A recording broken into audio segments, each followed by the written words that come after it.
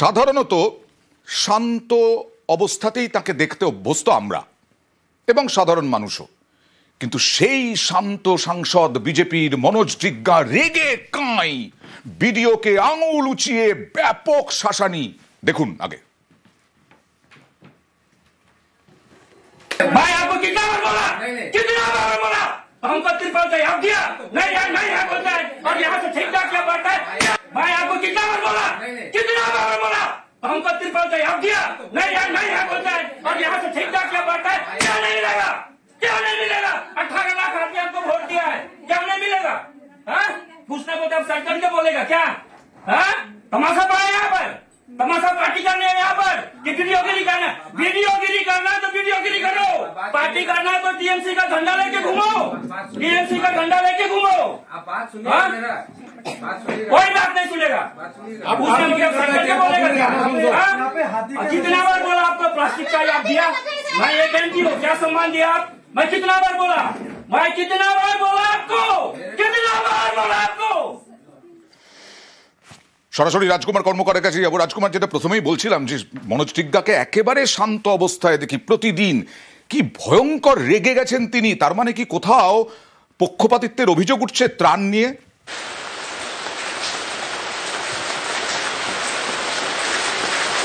দেখো অয়নদা, বিজেপি যে সাংসদ মনোজ টিগ্গা কিন্তু অভিযোগ এই পক্ষপাতিত্বের করেছেন। তার অভিযোগ হচ্ছে যে ওই এলাকায় অর্থাৎ মাদারিহাটে বিজেপির যে পঞ্চায়েত সমিতির যারা সদস্য আছেন তাদের কথা কিন্তু যে ভিডিও তিনি শুনছেন না। এবং পঞ্চায়েত সমিতি সাধারণত গ্রাম পঞ্চায়েতের উপরের স্তর হচ্ছে পঞ্চায়েত সমিতি। পঞ্চায়েত সমিতির যে সভাপতি আছেন তিনি ভিডিওর কাছে কোনো ত্রাণের জন্য গেলে তিনি গ্রাম পঞ্চায়েত স্তরের প্রধানের কাছে পাঠিয়ে দিচ্ছেন।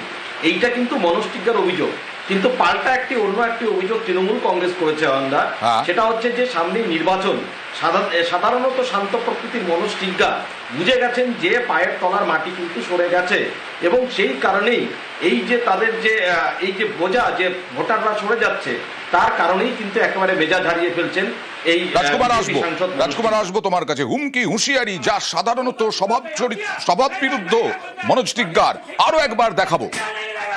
क्या नहीं मिलेगा। 18 लाख आदमी आपको, भाई आपको कितना बार बोला, कितना बार बोला हमको त्रिपल तैयार दिया, नहीं है नहीं है बोलता है और यहाँ से ठीक ठाक क्या बढ़ता है। क्या नहीं मिलेगा, क्या नहीं मिलेगा। 18 लाख आदमी आपको वोट दिया है, क्या नहीं मिलेगा।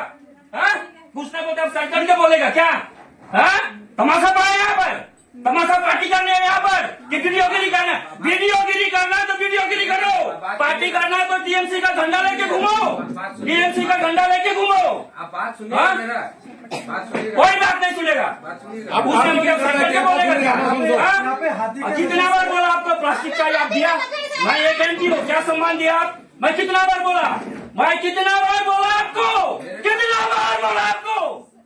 আর প্রকাশ চিক বরাইক তৃণমূলের সাংসদ, তিনি এর তীব্র নিন্দা করছেন। পাল্টা মনোজ টিগ্গা কি সাফাই দিচ্ছেন দেখুন। মাননীয় সাংসদ উনি ভিডিওকে যেভাবে থ্রেট করেছেন, টেবল থাপড়ায় ওকে মারার মতন ব্যবহার করেছেন, আমরা সবাই এটা দেখেছি। আমি ধিক্কার জানাই এই জনপ্রতিনিধিকে। এরা কোনো কাজ করে না। কি কাজ করলো? নিজের ফান্ডের কি কোনো টাকা দিয়েছে? ডিজাস্টার ম্যানেজমেন্টে একটাও টাকা এরা সাবমিট করেছে? গুন্ডামি করেছে আর মস্তানি করেছে। এদের মাথা পাগল হয়ে গেছে। নর্থ বেঙ্গলে এইবার তৃণমূল কংগ্রেসই জিতবে।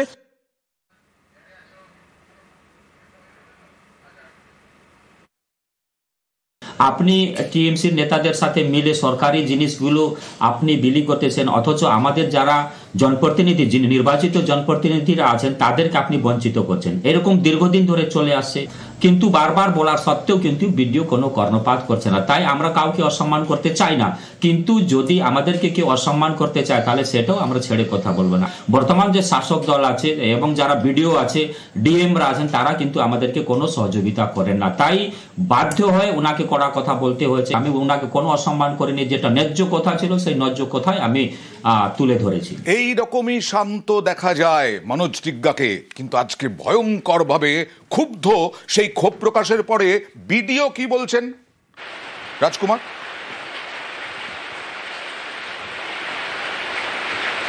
দেখো, ভিডিও সাহেব কিন্তু পরিষ্কার জানিয়েছেন যে তিনি এই বিষয়টিতে মর্মাহত এবং তিনি ঊর্ধ্বতন কর্তৃপক্ষকে বিষয়টি জানিয়েছেন। শুধু তাই নয়, আরেকটি গুরুত্বপূর্ণ অভিযোগ ভিডিও করেছে অয়নদা।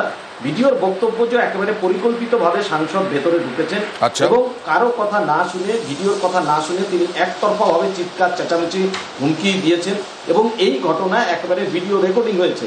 যেই মাত্র ভিডিও রেকর্ডিং সমস্ত ঘটনা শেষ হয়েছে, বিজেপির সাংসদ সেই স্থান অর্থাৎ ভিডিওর চেম্বার ত্যাগ করে গেছেন।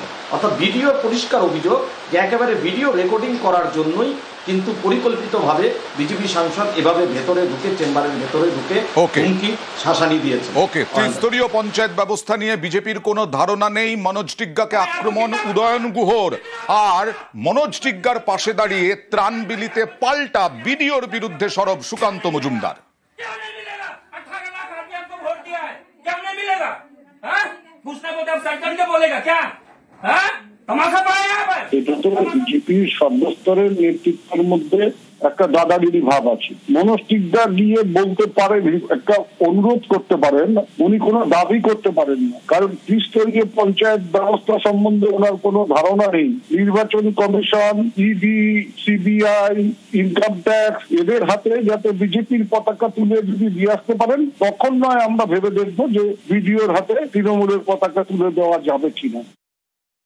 আপনারা ভিডিওতেই বুঝতে পারবেন ভিডিওর অধ্যত্ব কতটা। নির্বাচিত প্রতিনিধি দাঁড়িয়ে কথা বলছে আর একজন WBCS অফিসার সে বসে আছে সেখানে, সে মিনিমাম ডেকোরামটা জানে না। সে UPSC ক্যাডার হোক অথবা WBCS ক্যাডার হোক, how to handle public representative, এই ট্রেনিংটা মনে হয় পশ্চিমবঙ্গে হয় না। পশ্চিমবঙ্গ সরকার সম্ভবত বন্ধ করে দিয়েছে। শুধু মনোজ টিগ্গার সাথে হয়েছে তাই নয়, আমি নিজে ভুগ দেখেছি। বিজেপি করার জন্য ত্রাণ দেওয়া হবে না, এটা কোথায় লেখা আছে? কোন পঞ্চায়েত, কোন সংবিধানে, কোন পঞ্চায়েত ত্রিস্তরীয় ব্যবস্থায়? এরা কি নিজেদের পৈতৃক সম্পত্তি মনে করছে নাকি ত্রিপলগুলোকে? জনগণের টাকা, নির্বাচিত যেখানে বিজেপির প্রধান আছে, চুপি চুপি বিডিওরা ফান্ড ত্রিপল পাঠাচ্ছে, ত্রাণ পাঠাচ্ছে তৃণমূলের লোকাল নেতাদেরকে যারা জনপ্রতিনিধি নয়। কত এক্সাম্পল লাগবে, কোন জেলায় লাগবে? আর পাহাড়ি নদীগুলো, এই যে ভুটান পাহাড়ে বৃষ্টি হয়, একেবারে শান্ত থাকে, যে কোনো সময় হড়পাবান চলে আসতে পারে। এখন চলছে ওই রকম পরিস্থিতি, তার মধ্যে প্রশাসনকে বুড়ো আঙুল দেখিয়ে শুটিং চলছে প্রশাসনের নির্দেশ থোড়াইকে আর প্রাণ হাতে করে যে কোনো সময় হড়পাবান আসে এই সমস্ত নদীগুলোতে ভাসিয়ে নিয়ে চলে যাবে। সরাসরি কথা বলবো প্রতিনিধি রকির সঙ্গে। এরা কারা, কোথাকার, কেন, কিসের জন্য শুটিং করছেন, আর তারপরে প্রশাসনের কাছ থেকে কোনো অনুমতিও নেই।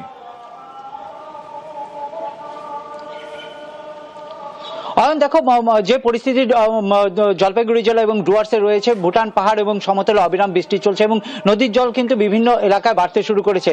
আর যে সকল নদীগুলি ভুটান থেকে নেমে এসেছে সেগুলি প্রত্যেকটি কিন্তু খরস্রোতা নদী, যে কোনো সময় হড়পাবান চলে আসতে পারে। সেই জায়গায় দাঁড়িয়ে মেটেলি ব্লকের অন্তর্গত মূর্তি পর্যটন কেন্দ্রে মূর্তি নদীতে, সেখানে নদীর মধ্যে নেমে কিন্তু দেদারে চলছে শুটিং। সমস্তটাই কিন্তু প্রশাসনের বিধিনিষেধকে বুড়ো আঙ্গুল দেখিয়ে, এবং যখন তাদের সঙ্গে কথা বলতে যাওয়া হয় তারা কিন্তু পরিষ্কার জানিয়ে দেয় যে বন দপ্তরের তরফ থেকে তারা পারমিশন নিয়েছে। যদিও যে সময় গোটা ডুয়ার্স এবং দেখো কলকাতা থেকে এই শুটিং পার্টি এসেছে এবং তারা বাংলা ওয়েব সিরিজের জন্য শুটিং চালাচ্ছিল বলে জানা গিয়েছে, এবং তারা দাবি করছেন যে তাদের অক্টোবরের 30 থেকে 8 তারিখ অবধি তাদের পারমিশন রয়েছে। যদি পারমিশন থেকেই থাকে, যে আপৎকালীন পরিস্থিতি রয়েছে যেখানে জলপাইগুড়ি সহ উত্তরবঙ্গের বেশ কয়েকটি জেলায় রেড অ্যালার্ট জারি করা হয়েছে, সেখানে বন দপ্তর কি করে পারমিশন দিল এবং কি এই পরিস্থিতিতে কিভাবে পারমিশনটা দেয়? বৃষ্টি হচ্ছে, ডুয়ার্সের নদীগুলোতে জল বাড়ার শুরু হয়েছে। এর মধ্যে মূর্তি নদীতে এই মুহূর্তে শুটিং চলছে প্রশাসনকে বুড়ি আঙ্গুল দেখিয়ে, এবং আমরা যারা লোকাল, আমরা সেখানে গিয়ে এই নদীর বিষয়ে বলতে গেলে আমাদের সেখানে পাশে যেতে দিচ্ছে না, যেহেতু প্রশাসনের তরফ থেকে অ্যানাউন্সমেন্ট করা হয়েছে এবং রেড অ্যালার্ট করা হয়েছে। তো কি করে শুটিং হচ্ছে আমরা তো জানি না। প্রশাসনের নজর দৃষ্টির আকর্ষণের জন্য আমার অনুরোধ থাকলো।